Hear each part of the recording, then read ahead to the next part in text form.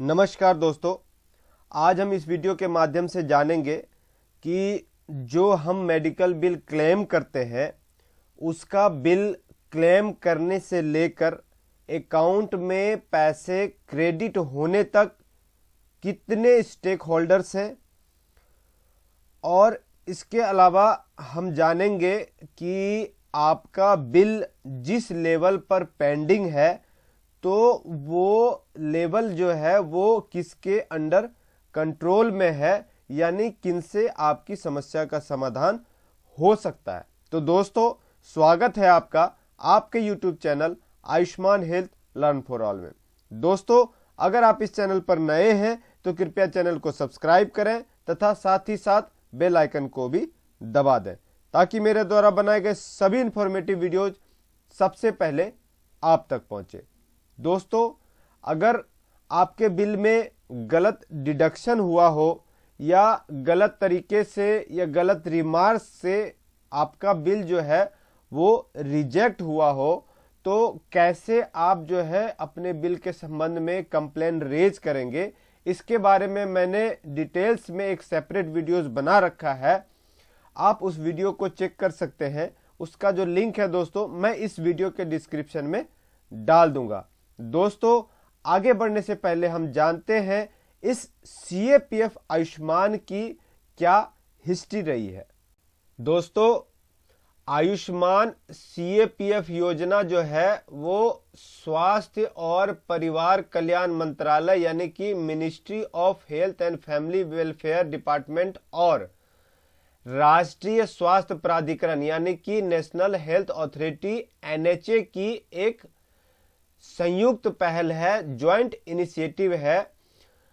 प्रधानमंत्री जन आरोग्य योजना यानी जिसे हम स्टेट पीएमजेवाई कहते हैं यानी स्टेट आयुष्मान बोलते हैं, उसकी जो शुरुआत हुई दोस्तों 23 सितंबर 2018 को प्रधानमंत्री श्री नरेंद्र मोदी के द्वारा जो है इसकी शुरुआत की गई थी। उसके बाद 23 जनवरी 2021 को माननीय गृह मंत्री श्री अमित शाह के द्वारा असम के केंद्रीय अर्धसैनिक बलों के सभी कर्मियों और उसके परिवारों के लिए इस योजना का उद्घाटन किया गया, यानी स्टार्ट हुआ। सीएपीएफ में इस कार्ड का जो फर्स्ट डिस्ट्रीब्यूशन है वो आसाम से जो है इसकी बेनिफिट शुरू की गई, ये फैसिलिटी शुरू की गई 23 जनवरी 2021 को। उसके बाद दोस्तों पूरे इंडिया में पैरामिलिट्री को जो कार्डों का वितरण है वो 2 नवंबर 2021 को शुरू किया गया था और 31 दिसंबर 2021 तक जो है सभी कार्ड जो है अर्धसैनिक बल और उसके परिवारों को बांटे जा चुके थे। और जो है दोस्तों 31 मार्च 2022 से ये जो योजना है वो पूरे इंडिया में पैरामिलिट्री फोर्स में जो है ये अभी फुल फ्लेज में रन हो रहा है, यानी कि अभी एक्टिव है।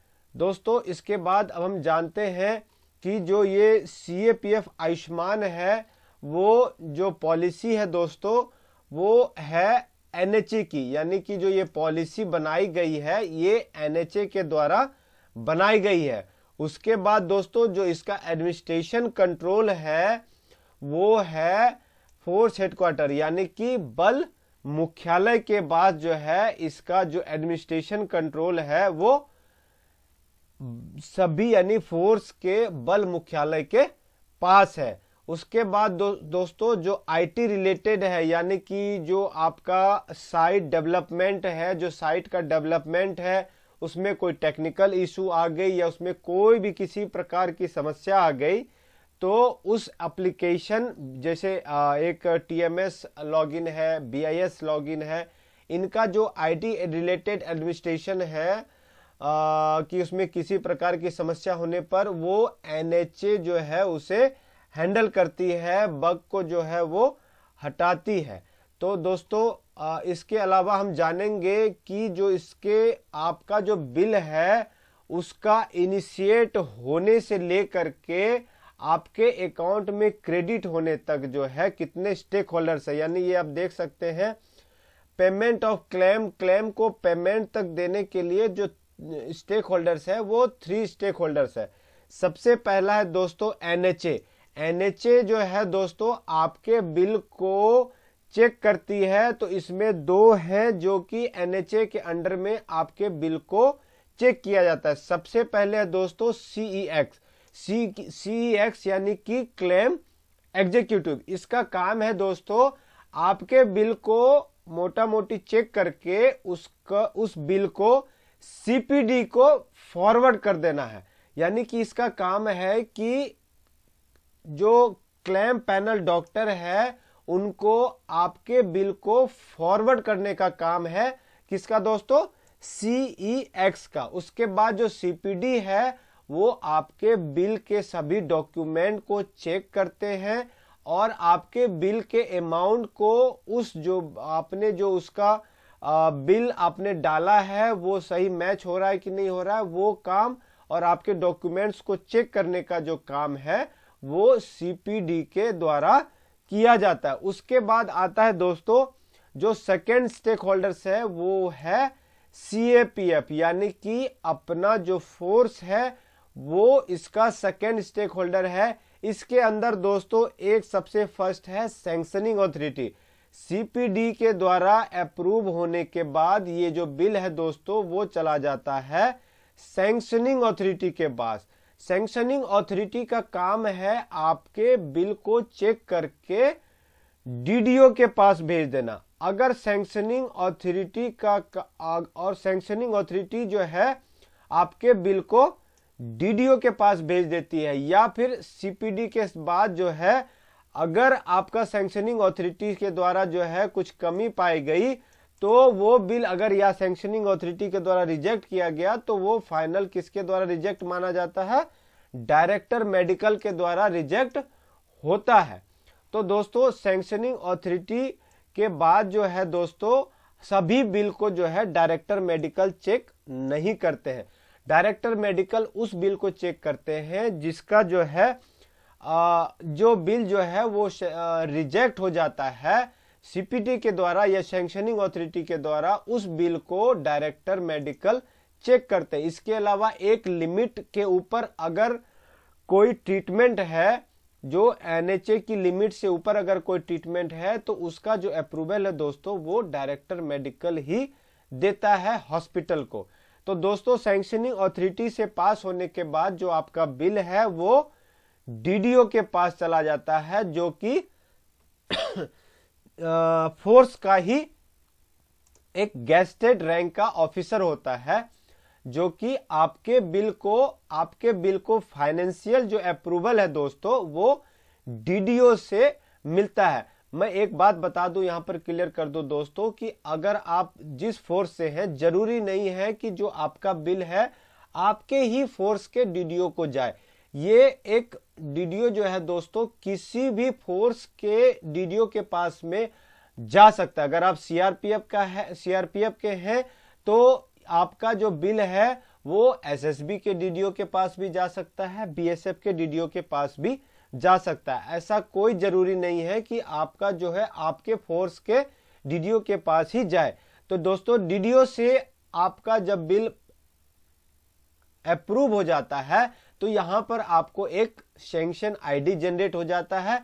उसके बाद जो दोस्तों आपका पीएफएमएस वर्कफ्लो यहीं से शुरू हो जाता है दोस्तों। उसके बाद यहां पर पीएफएमएस यानी पीएफएमएस जो है वो उसमें वर्कफ्लो में चला जाता है, जहां पर जो है पीएफएमएस वर्कफ्लो के थ्रू आपका जो बिल है वो फाइनेंस डिपार्टमेंट यानी कि पीएओ के पास चला जाता है, यानी पे एंड अकाउंट ऑफिस में आपका बिल जो है वो पेमेंट के लिए चला जाता है, जहां पर आपके बिल को पीएओ के द्वारा भी चेक किया जाता है आपके अमाउंट को कि आपके बिल से मैच हो रहा है कि नहीं। उसके बाद जो पीएओ के द्वारा दोस्तों अप्रूव होने के बाद ये आपके बैंक में चला जाता है, जहां पर आपका जो है बिल क्रेडिट हो जाता है। तो दोस्तों आप समझ सकते हैं, मैं आपको बता दूं कि अगर आपका बिल सीईएक्स या सीपीडी के पास पेंडिंग है तो इसे हैंडल करेगा एनएचए।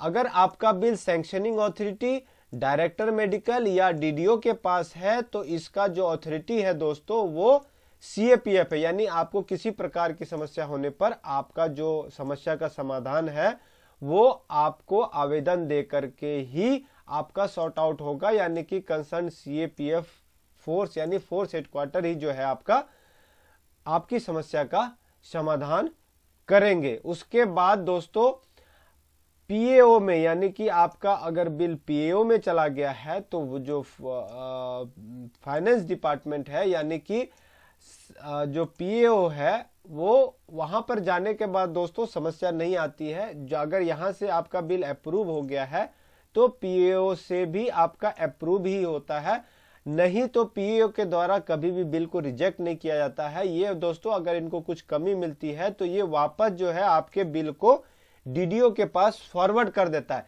इसलिए आप देखते होंगे कि आपके रिमार्क्स में शो होता होगा क्लेम सेंड टू डीडीओ और पीएओ, यानी डीडीओ और पीओ है दोस्तों। इनका आप अगर किसी प्रकार की पीओ को अगर कोई क्वेरी होती है तो वापस डीडीओ को भेज देते हैं। पीओ के द्वारा जो है कभी भी इंडिविजुअल को क्वेरी रेज नहीं की जाती है। तो दोस्तों यहां पर आपको पता चल गया होगा कि आपका बिल जो है कितने लेवल से होकर के, कितने स्टेक होल्डर से होकर के गुजरता है, तो आपकी समस्या का समाधान कहां पर हो सकता है। और ये जो पॉलिसी है, एडमिनिस्ट्रेशन कंट्रोल है और आईटी से रिलेटेड कोई प्रॉब्लम होने पर कौन इसका सॉर्ट आउट करता है, इसकी जानकारी आपको उम्मीद करता हूं हो चुकी होगी। फिर भी अगर कुछ जानकारी इसमें कमी रह गई हो दोस्तों तो कृपया जो है वो आप जो है कमेंट बॉक्स में लिखें।